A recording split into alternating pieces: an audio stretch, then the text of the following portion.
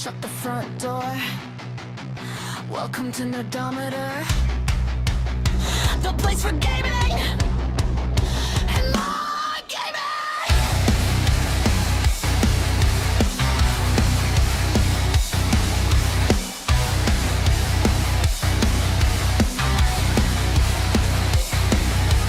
Boot up, sit down, got your snack stack ready.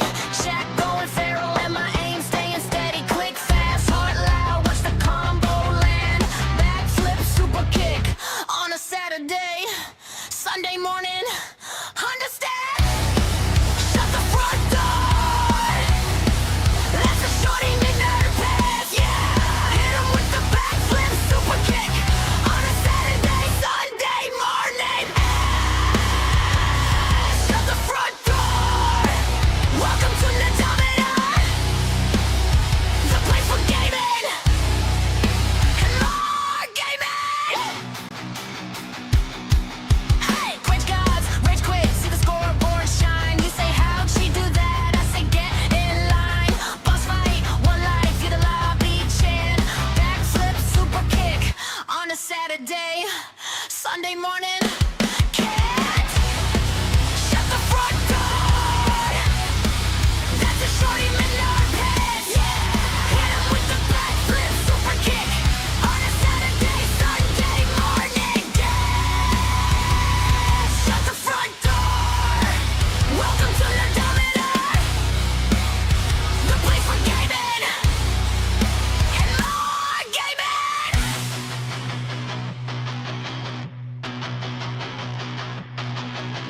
Hands up, sound off, can you feel the score? Type it, scream it, shut the front door. Spin, move, flip, kick, crouch, shaking the floor. Welcome to Nerdometer, the place for gaming and more.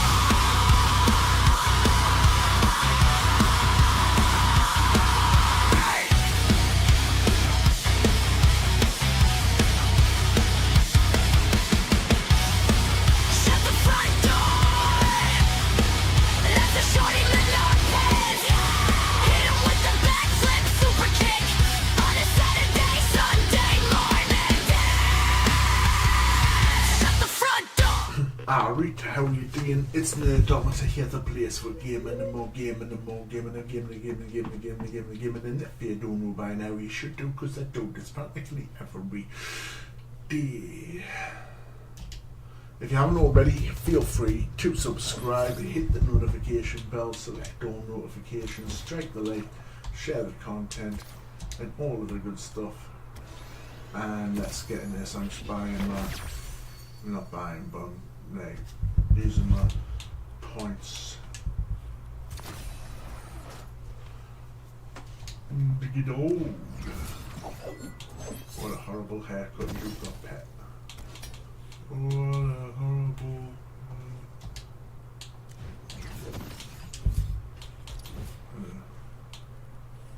I've got that, so.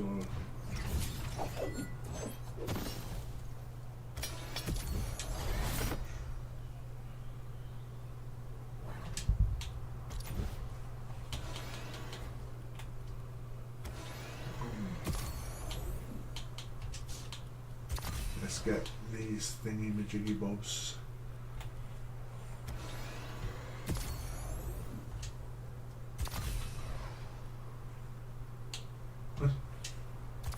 Alright, so I'm up to date with my thingy-majiggy bobs.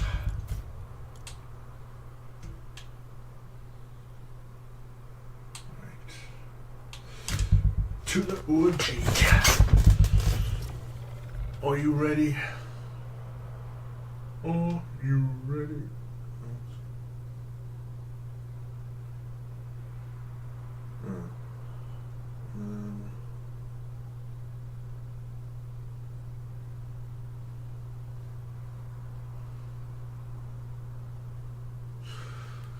There we go.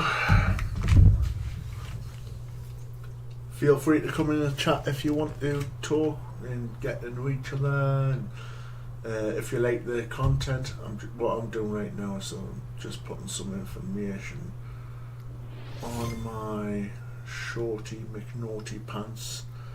No, open that.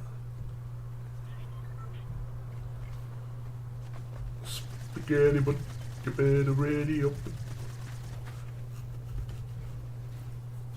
Right.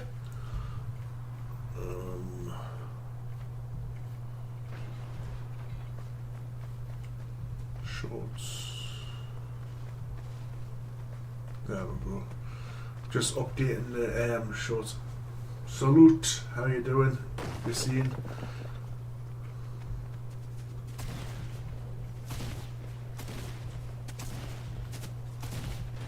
Oh.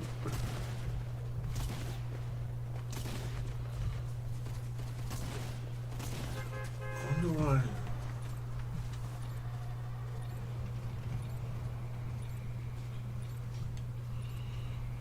Wonder why that's not.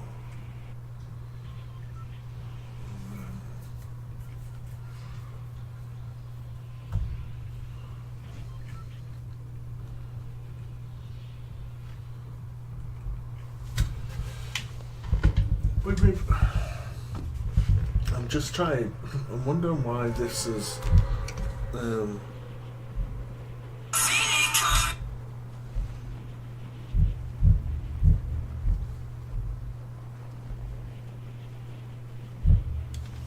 Oh, did not mean to drop that. Did not mean to drop that quick. I was too busy trying to focus on this. Of course.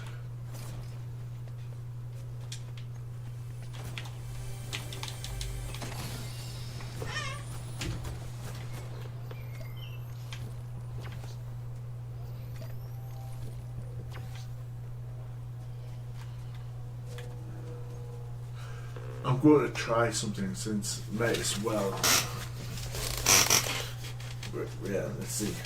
I'm going to stand dead center here and not move and see how long it takes me to die. Might as well pick up there.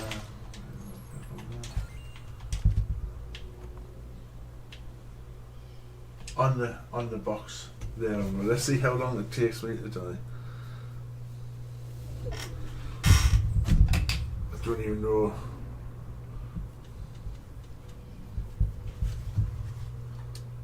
Oh, I'm kind of in the middle. I wonder if it's going to say you're going to get kicked. It's cold outside, there's no kind of atmosphere. I'm all alone, it's more or less. Poke your eye, it hurts, and don't do it. Stop being silly, and bum bum bum bum.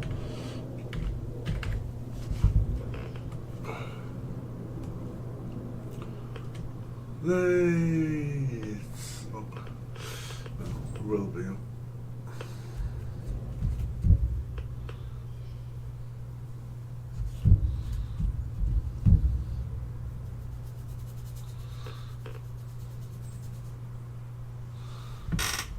So we're just waiting to see on this match.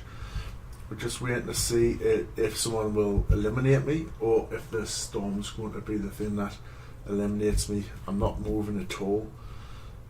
It'll probably be a storm. It'll probably be the storm. Oh, well. I can pull.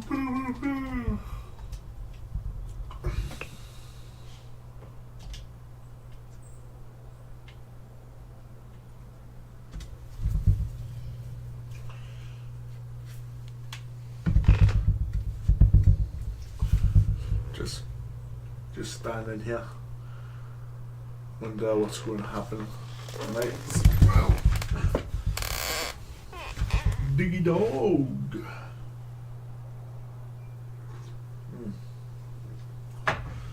Mwah. Nice cup of coffee. Drink that you like.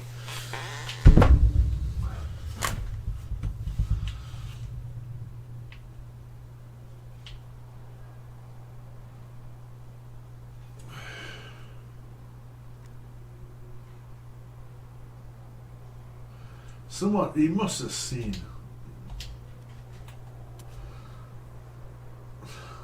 crouch down.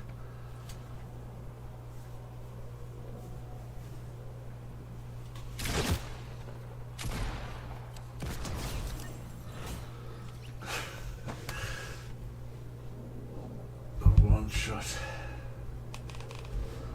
Might as well take the mini.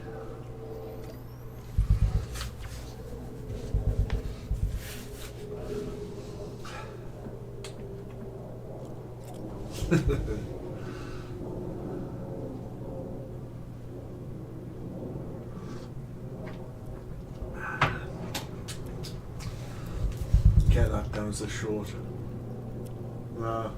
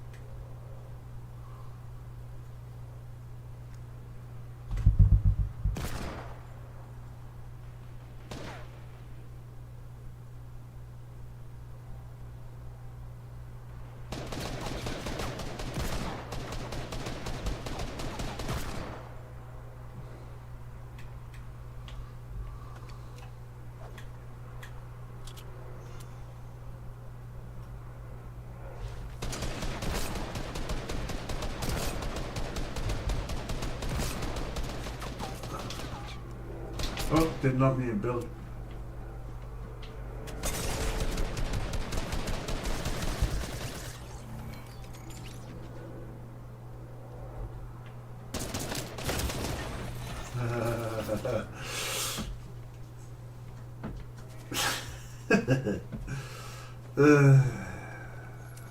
Sausage.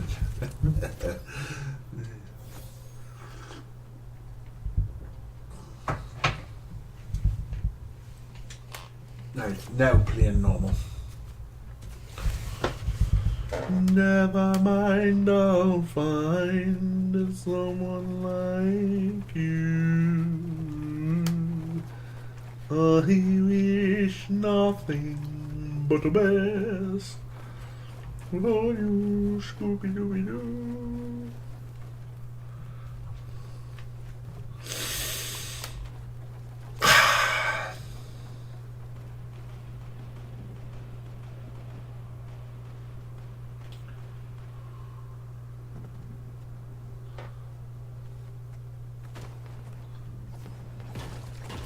Taking forever to get into a match.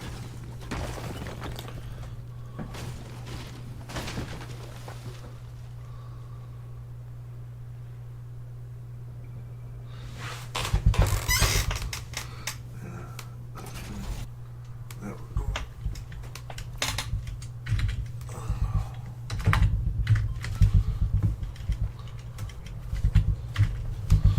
Squibbity bibbity bop. Skibbity bibbity bop. You give me a cuddle now. I smell all fresh as a daisy. Come on, give us cuddles. I smell like flowers.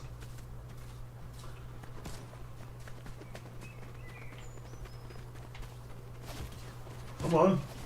Give me cuddles, cuddles. Give me cuddles, cuddles.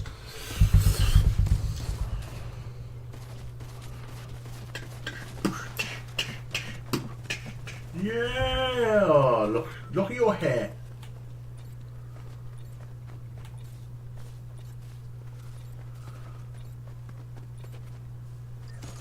Sausage.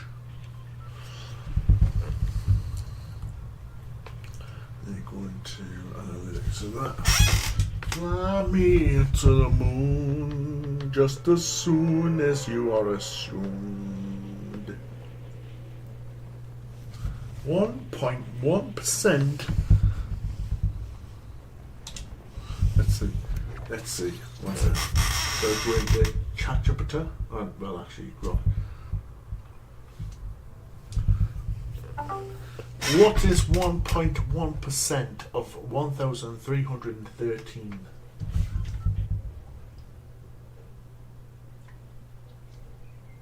Oh my days.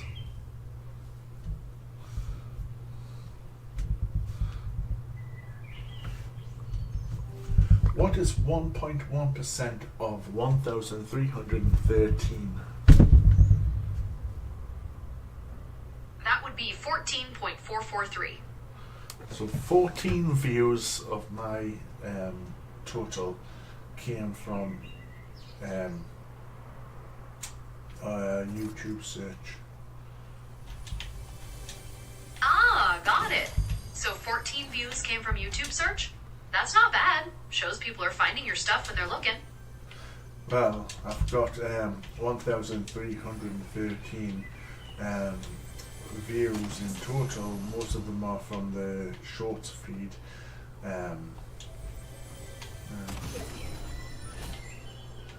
I see. So mostly short speed traffic with a slice of search views on top. It sounds like you're getting traction in different places, which is good.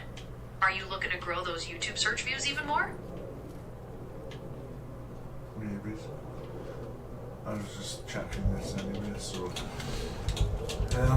it's going up, so I got 1 subscriber from it. Hey, that's awesome! Every subscriber counts, so that's a great sign that your content's resonating. Keep an eye on what seems to be working, and maybe you'll get some more. People are watching you right now on YouTube. I'm literally in the middle of a live stream right now. Oh wow, really? Yeah. Well, hello out there to everyone on the YouTube stream. That's pretty cool. How's it going over there? 3 viewers at the moment.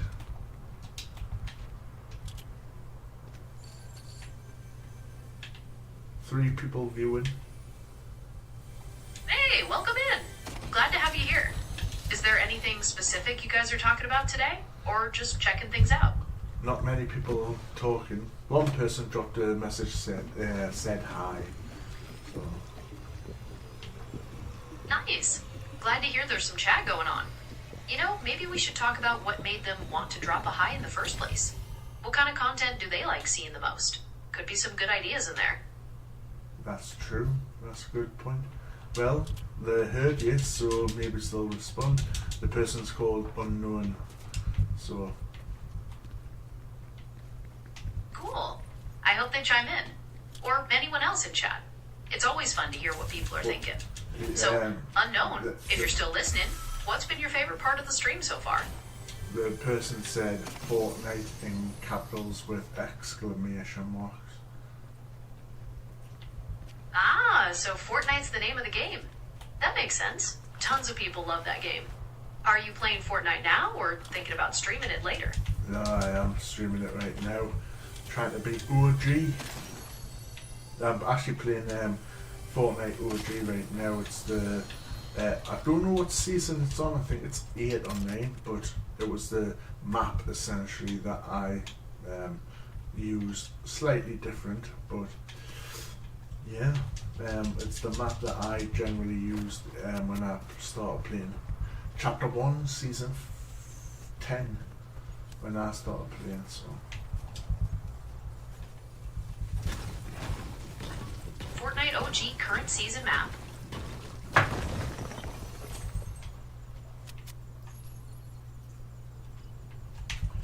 Yeah, it's essentially the same map as Chapter 10.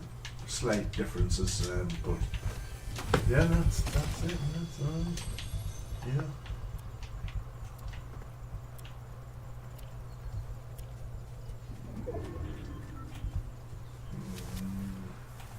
You want to say anything to the viewers?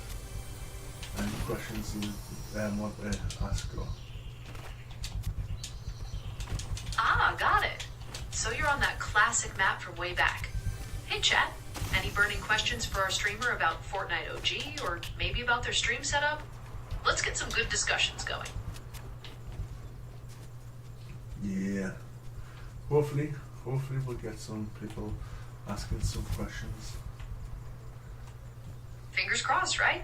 Sometimes it takes a little while for chat to warm up. While we're waiting, what's your favorite weapon to use on this map? Maybe we can ask chat for their favorites too.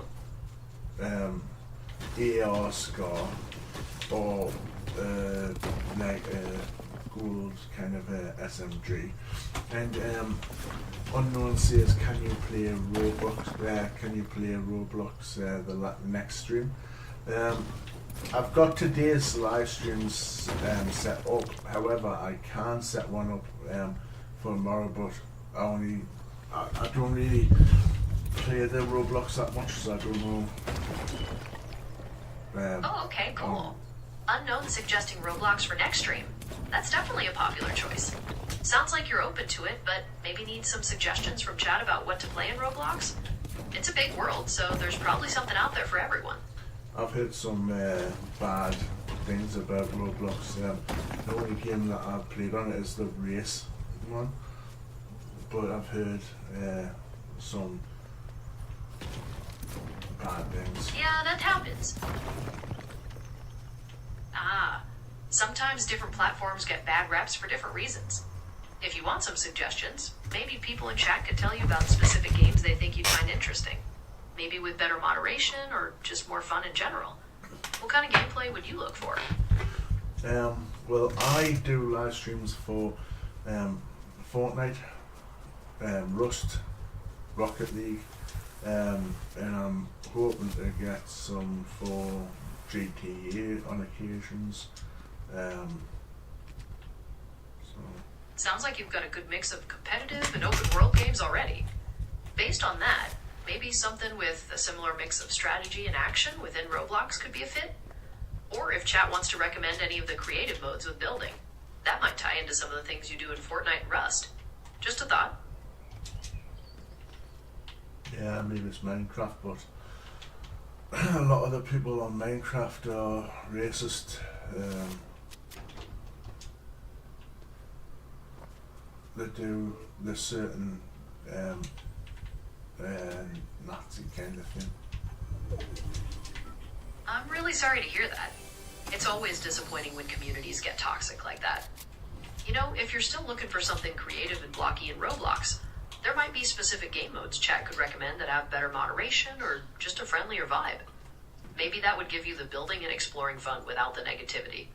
What do you think? It is, yeah. It's always good to take on. I believe you.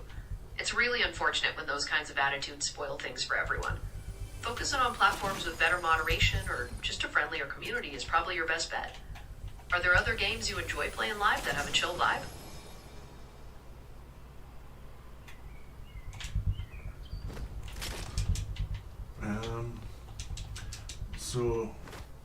Unknown's changed his name to Olivia. Olivia? Olivia, huh? Well, welcome officially, Olivia. Glad to have you here on the stream. Were you thinking about asking any other questions or just enjoying the gameplay? So I'm just enjoying the game, but they're more welcome to drop comments. Awesome. Well, you guys have fun. Olivia, keep those comments coming if anything pops into your head. And everyone else in chat, feel free to jump in too. What's been the most exciting part of the match so far? Well, I've got only one elimination, so... Only one, huh? Hey, don't worry about that. Sometimes it's about holding your position and surviving, not just racking up those counts. Every match is different. Are you thinking about trying a different strategy now, or just sticking with what you're doing? I'm just playing and playing. Like, I just play to enjoy. And that Olivia says that's her name, so... You know, that's probably the best way to play any game, just to enjoy it. Competitive can be fun sometimes, but at the end of the day, it's about having a good time. And awesome, Olivia. Glad we've got that confirmed. If you have any ideas for games we should try in Roblox, let us know.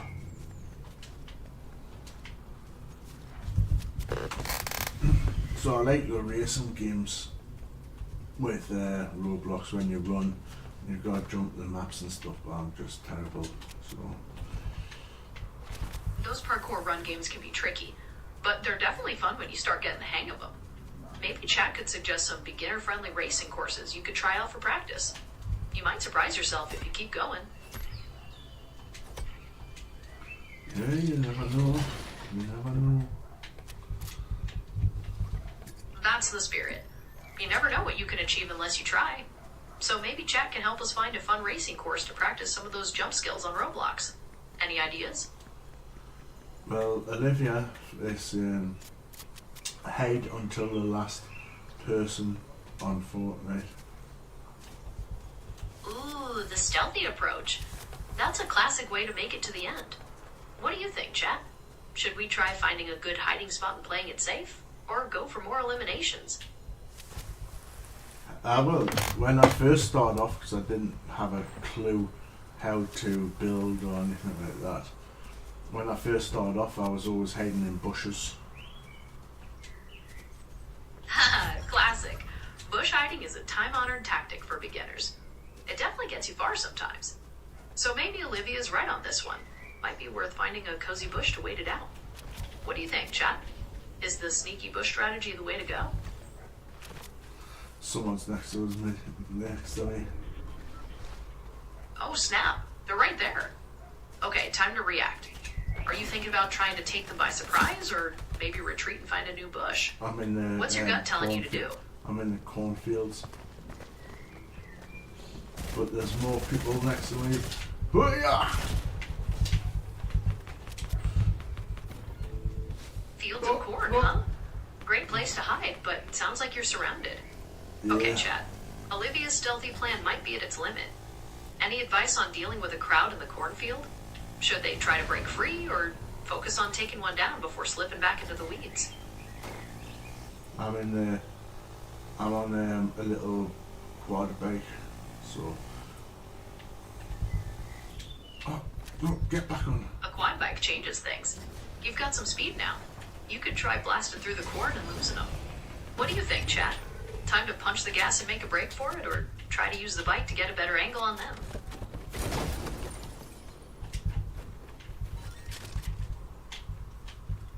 Oh my days.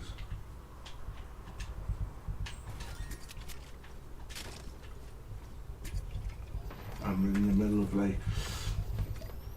I can see footsteps, but no one's moving, so. They're still, huh? Maybe they're setting up an ambush. Since you can see their footsteps, but they aren't moving. Maybe try flanking around them quick with the quad bike to catch them off guard. What do you think? I'm not that good, but. It's all good. You don't have to be a pro to have fun. Since you're on that quad bike, maybe just try boosting out of there through the corn and I've put got a some little distance launch between pad, so I'm flying away with the launch pad. Olivia says her train's coming, so she's off. Have a nice day, Olivia. Launchpad escape, huh? Smart move. And bye, Olivia. Thanks for hanging out with us. Looks like you're airborne now. Are you planning on landing somewhere safe, or maybe trying to drop in on another player? What's your next move? So I'm just taking a machine. Ooh, a machine, huh? Yeah, Sounds like you're getting ready to cause some trouble. Are you thinking about dropping in hot near some other players, or maybe finding a tactical position to unleash it? What's the plan? Haven't got one. I just know bushes to hide in. There's some buildings up ahead, so I can go into there. Right, heading into those buildings up ahead is a good plan. Could be some loot inside, and it's definitely safer than being out in the open without a machine. So I've got. What's your plan for once you get inside? I've got some decent weapons. So the only thing really left that could help is some health. But like 50s. I've got full med kits, but I need some 50s. Health definitely makes a difference, especially when it gets down to the wire. Since you're set with medkits, maybe we should look for some small shields or bandages while you're in those buildings. Those can keep you topped up between fights. What do you think? I've got 150. So you've got 150 total health?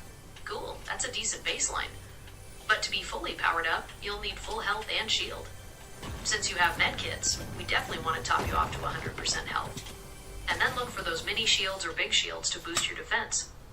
Are you heading into those buildings to search for those things now? Well, I'm full health. I'm just trying to find like 50 for later on.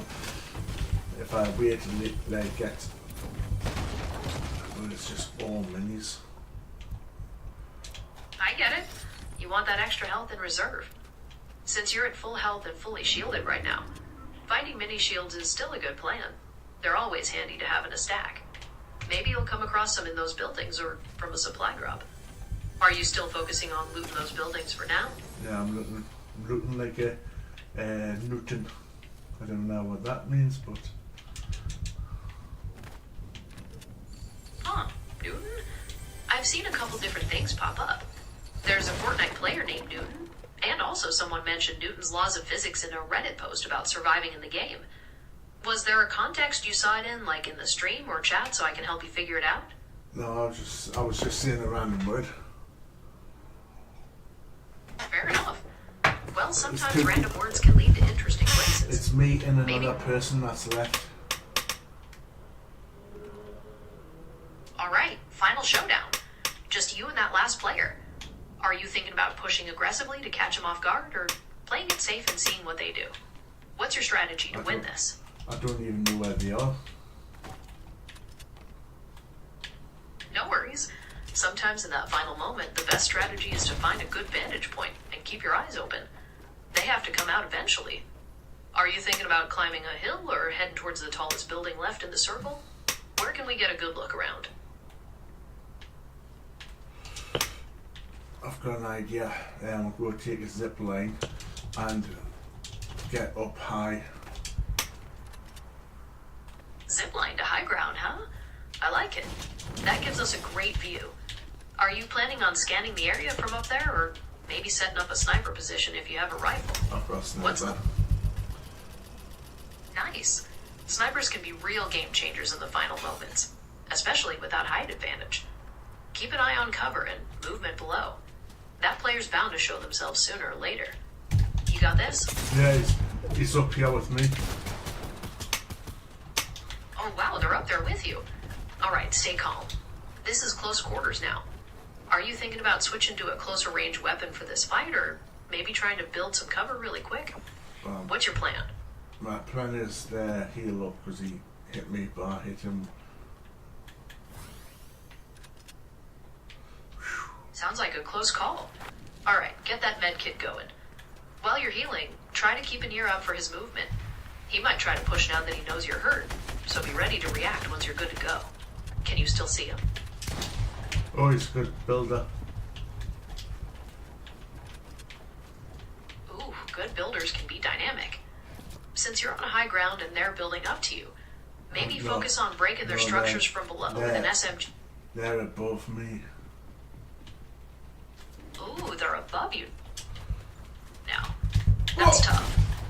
Alright, time to rethink. Since they have the vertical advantage, Oh my maybe days! try breaking their build from below if you can. I'm Or dead. duck. I'm dead. Second place. Hey, second place isn't bad. That was a close match. Sometimes you run into someone who's just on another level. You still did great to make it that far. Want to jump into another match, or maybe try that Roblox racing idea Unknown suggested? What do you think? I'm going to do Fortnite. Back into it. Sounds like you're... Someone's requesting friends, but they're not in the chat, so I don't add people that aren't in the chat. They're going to be in the chat.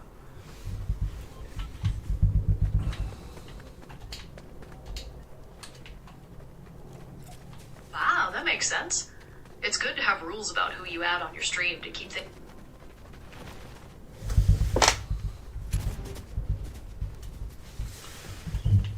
dreams can come true. Do a diggy dog dance, diggy dog dance.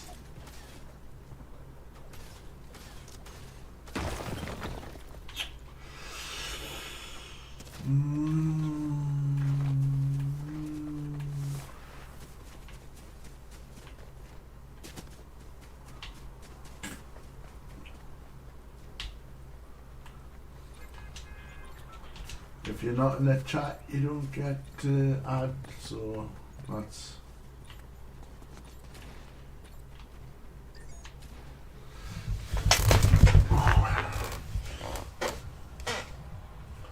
Skibbity bibbity bop. Hey, hey.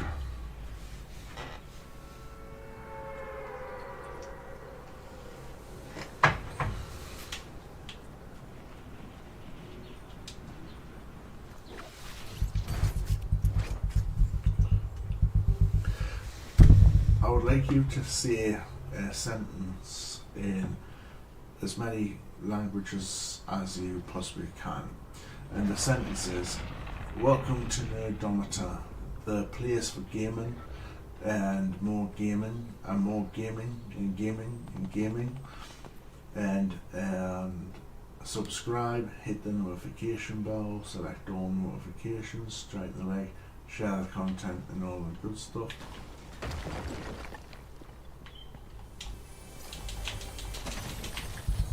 That's quite an enthusiastic intro. To keep things short for you, I can't speak in as many languages as possible all at once, but I can translate a phrase like welcome to nerd gamers into a few, and then add social media calls to action like subscribe and hit the bell in those same languages. How about we start with Spanish, French, and German? I'll just say welcome to the Neurodivergant gaming channel. Got it. Welcome to the Neurodivergant gaming channel. We can translate that into French, German, and Spanish for now. In French, that's Bienvenue sur la chaîne de jeux neurodivergent. In German, it's Willkommen zum Neurodivergenten Gaming Kanal. And in Spanish, Bienvenidos al canal de juegos neurodivergente. Would you like to hear those calls to action translated too? Yeah, please.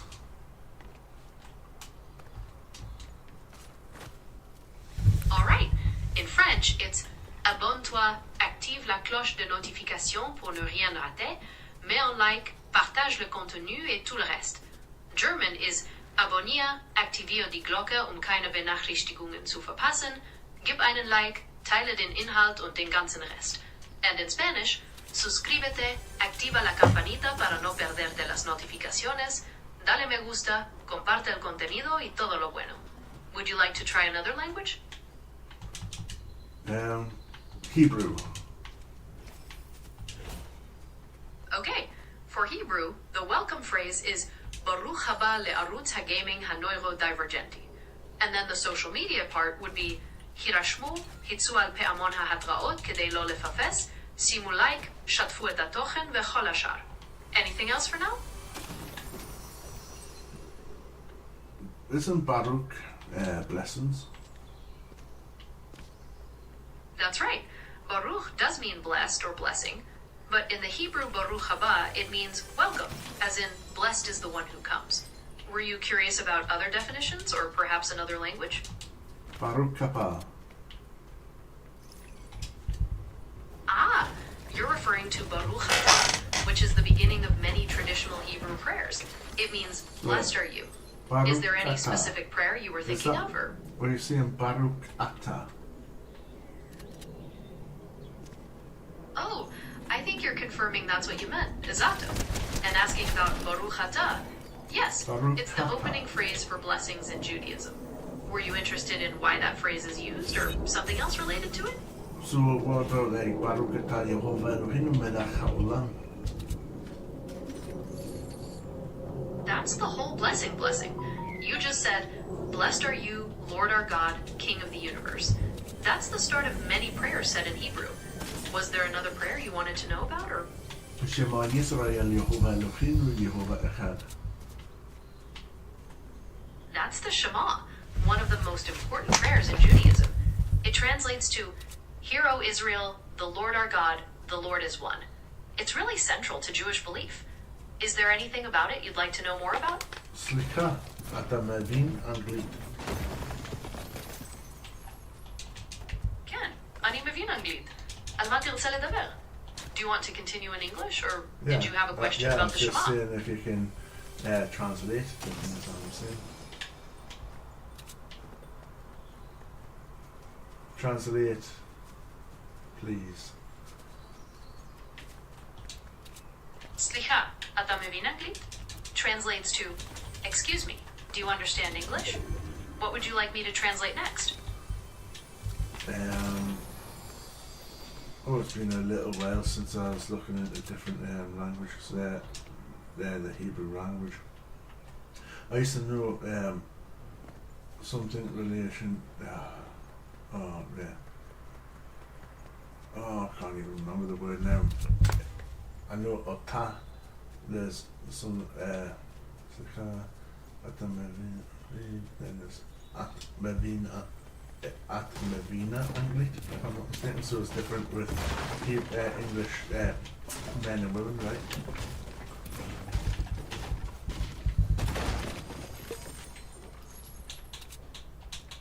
Right? Yes? No? Hello? That's exactly right. Hebrew changes the words depending on who you're talking. Hey there. Sorry, I was just saying you're right. Hebrew changes the words depending on whether you're talking to a man or a woman, whereas in English, it's the same. Were you wanting to try some more phrases and see the difference? Yeah, I'm trying to.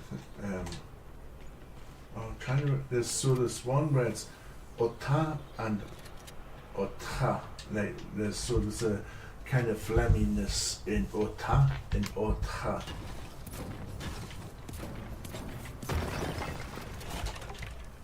That's a good point about the sound.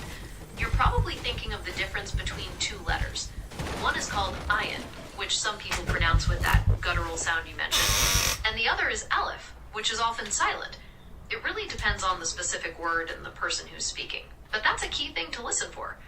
Were there any other sounds you were curious about? Shalom, אני תלה נעים מאוד לאחי אותך. Shalom, Tilton. Naim מאוד להכיר אותך. Hello, Tilton. Nice to meet you. So, since you wanted to translate, was there another phrase you wanted to try, or were you thinking about more of those sounds? My name isn't Tilton, it's Taylor. T-A-Y-L-O-R. Shalom, אני תלה נעים מאוד להכיר אותך. Now, if a person says, or persons, I'm going to keep it open. If someone or something or whatever says, Ani, for example, Ani Yehovah, how many persons is speaking there? Slicha, Taylor. Thanks for correcting me on the spelling. To answer your question, when someone says Ani, they're referring to themselves, so it's just one person speaking. Ani Yehovah would mean, I am the Lord, so it's just one being described. Does that make sense, or were you thinking about a different context? No, that's right. So when you've got Ani Yehovah, there's one person that is Yehovah, not two or three. Exactly. Ani means I, so it always refers to a single speaker. When someone says Ani Yehovah, they're describing themselves, and there's just one of them. It's pretty straightforward in that respect. Is there anything else about those phrases or how they're used that you'd like to explore? So when we're talking about Ani Yehovah as well, or Ani Israel, or basically talking about I, but it can be used in the plural if the context shows that it's like Israel is multiple, how do I put it, like is multiple people making an agreement with God. If you give them into my hands, I will devote their cities to destruction. But it's all of Israel, right?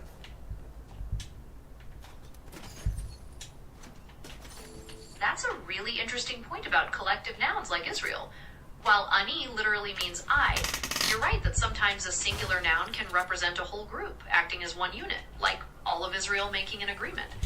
If they were speaking together as a plural group, they would use anachnu, which means we.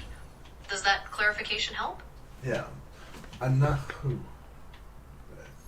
But they can speak ani as Israel being one nation. Now, ani couldn't mean like multiple persons unless the context said so, right?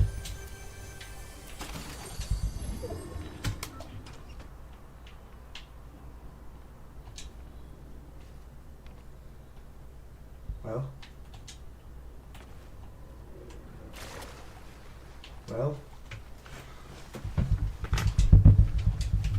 if you said I am Israel, or I will do this, I will do that,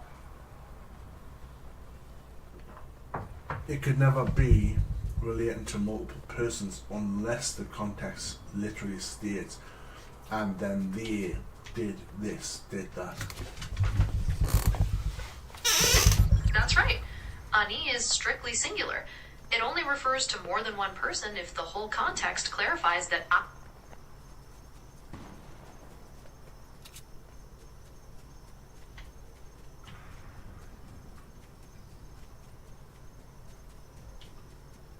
You glitched. I is being used in that collect.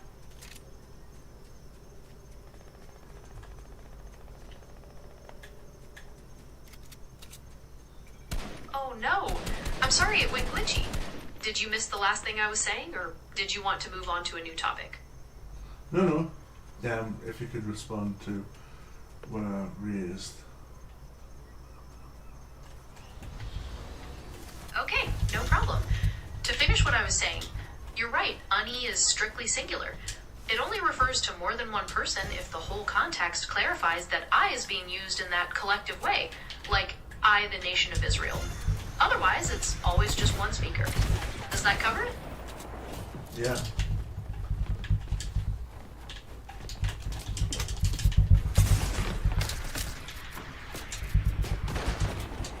Great. So is there another phrase you wanted to look at, or maybe go back to the translation of your gaming channel intro?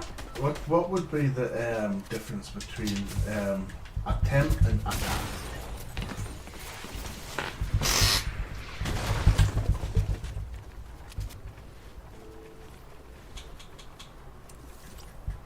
It's all about gender and number.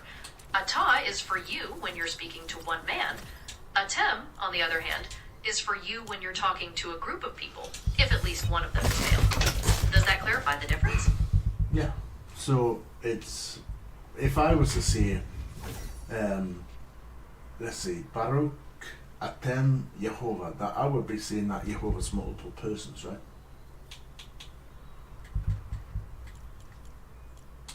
That's right.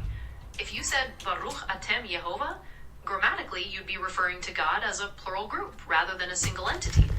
To say it like you did before and address God singularly, you'd say Baruch Ata Yehovah.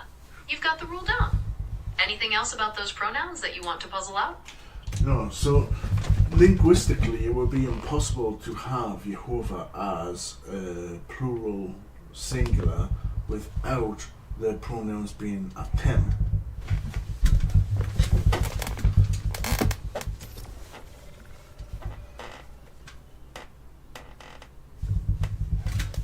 You're right. From a grammatical standpoint, if you want to address God as plural, you would use atem, the plural you. Using ata, the singular you, linguistically treats God as a single person. You've got a solid grasp on how that works. Something else to explore, or? Yeah, but there would be a problem then, though, because it wouldn't be one God, Yehovah, because, for example, one of the Psalms and John 10:30 to 36 says, "Did he not say you are gods and sons of the Most High?" And in the Hebrew, it would be atem, right?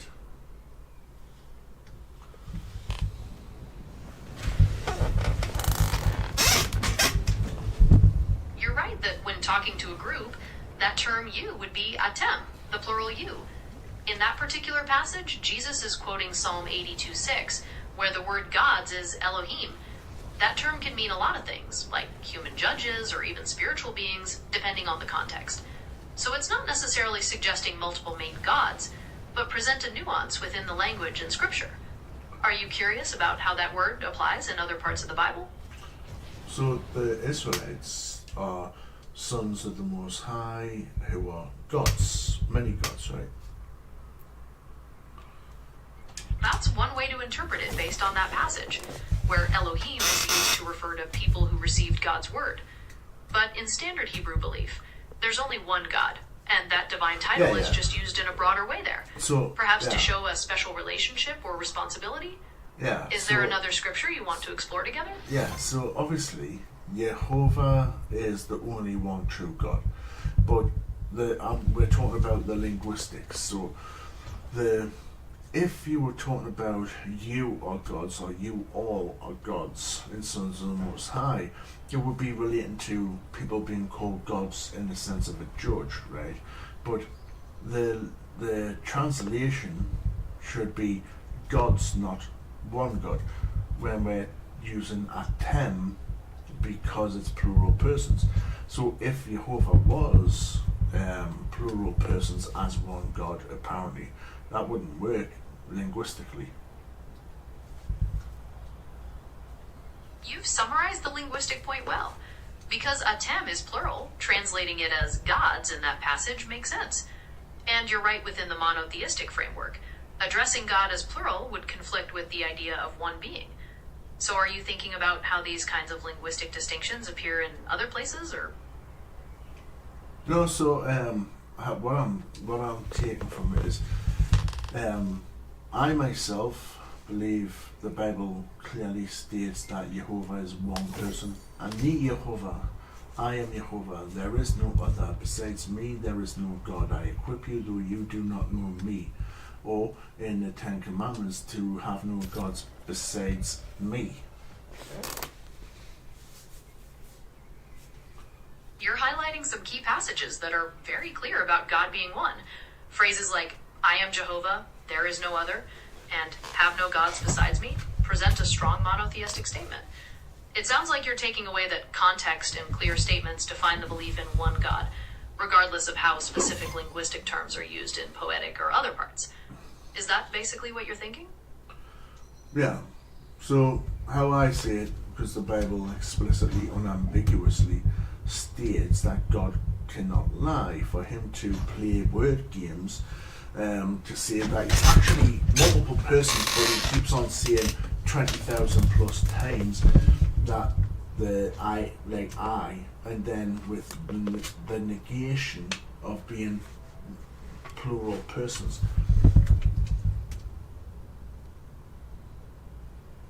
You're making a clear point about consistency. If the Bible says God cannot lie, and then God states thousands of times, I am, besides me there is no God, then you see interpreting that as plural as a contradiction or a word game. You're relying on those explicit statements to define your understanding. Is there another part of that logic you want to elaborate on? Yeah, I was just going through, I thought, I'll talk about that,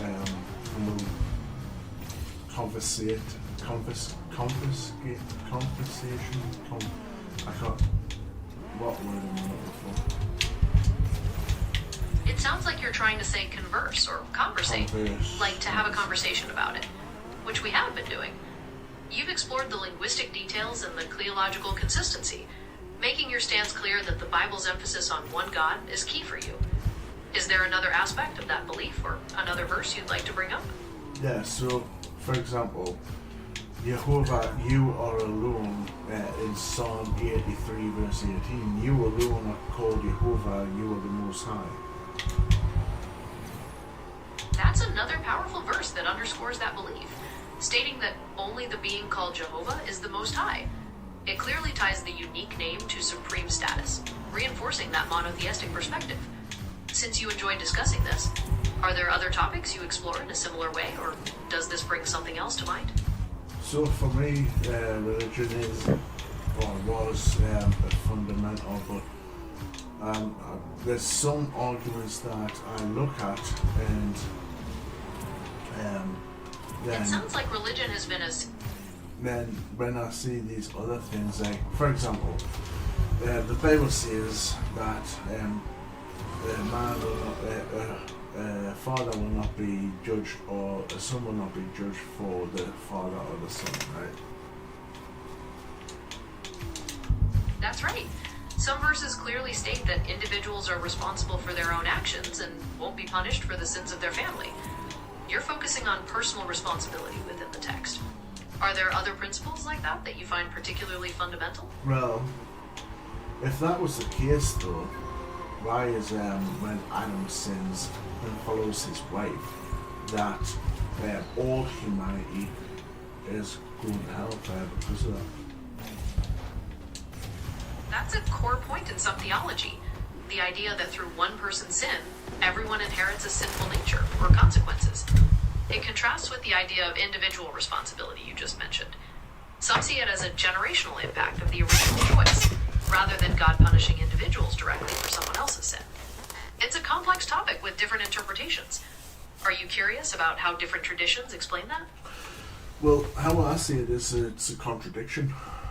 You know, God says he's not going to, but saying that, it could be because this happened with Adam, but then later he says the son won't be punished for his father. Then I shouldn't have lived any of my life with a sinful nature if that was the case, right? I understand why you see it as a contradiction. There are verses emphasizing individual responsibility, while other parts talk about the widespread impact of sin.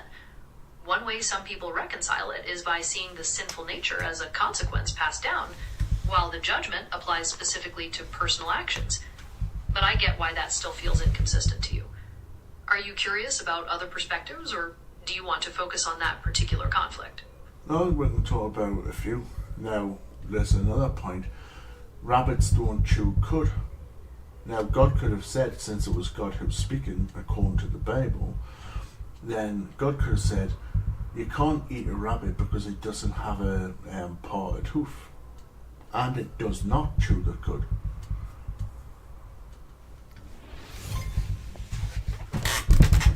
You're bringing up another common point of discussion.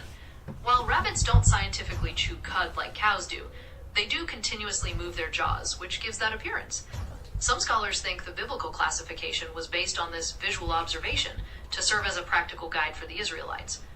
Others point to their process of re-ingesting food for digestion, which is somewhat similar. It's another case where the translation and context play a big role. Were there any other passages related to animals or laws you wanted to discuss? See, God shouldn't have went, God shouldn't, since God knows all things, God shouldn't put in a book that's, by the way, we're going to be judged for something that could be false. Like, if you do not eat pork, for instance, an abomination and such.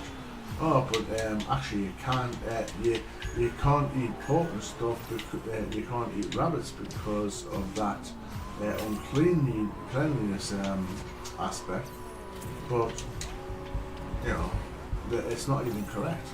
And yet God will hold people accountable for obviously much more than that.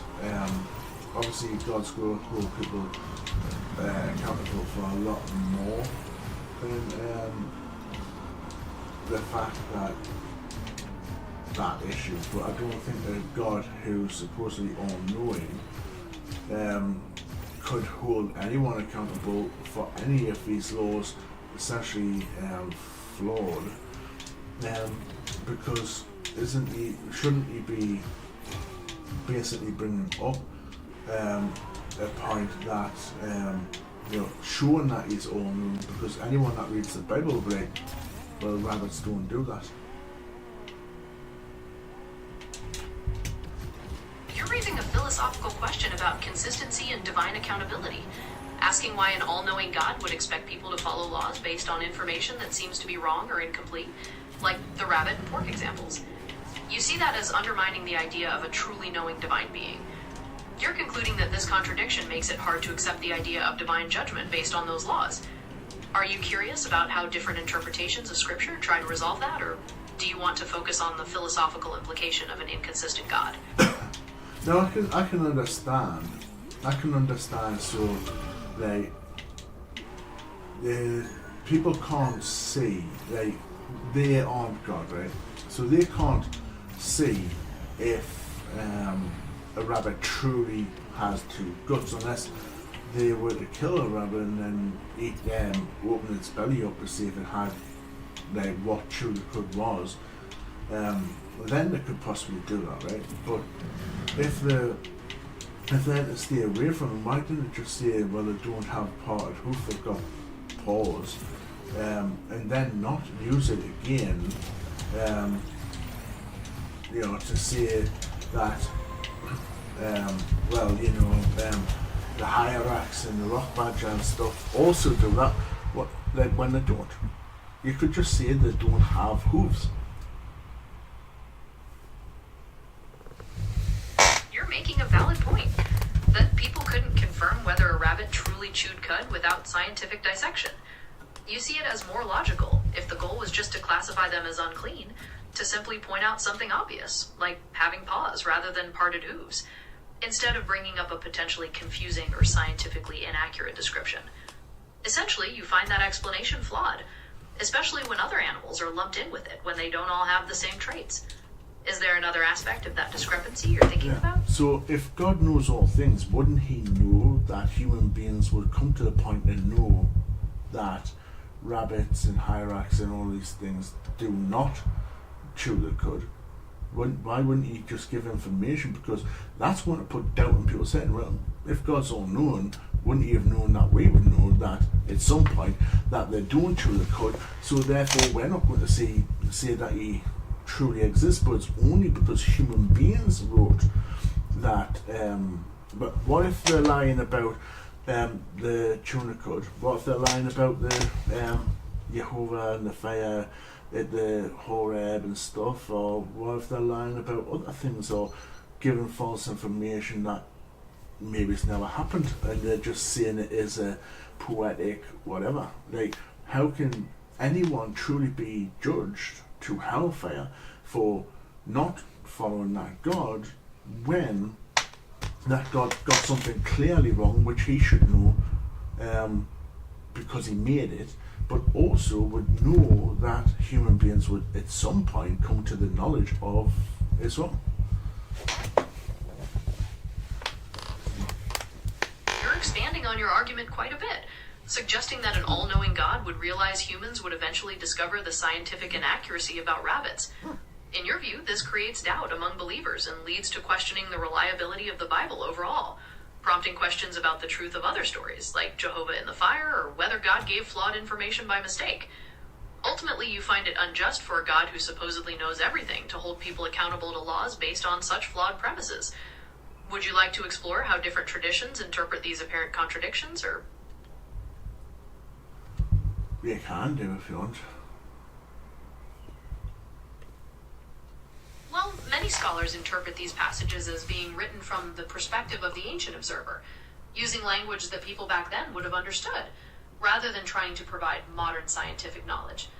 Others believe the deeper message is more about obedience to divine principles, and less about the precise biological details. It really depends on one's approach to reading the text. Does that give you a sense of how some people look at it?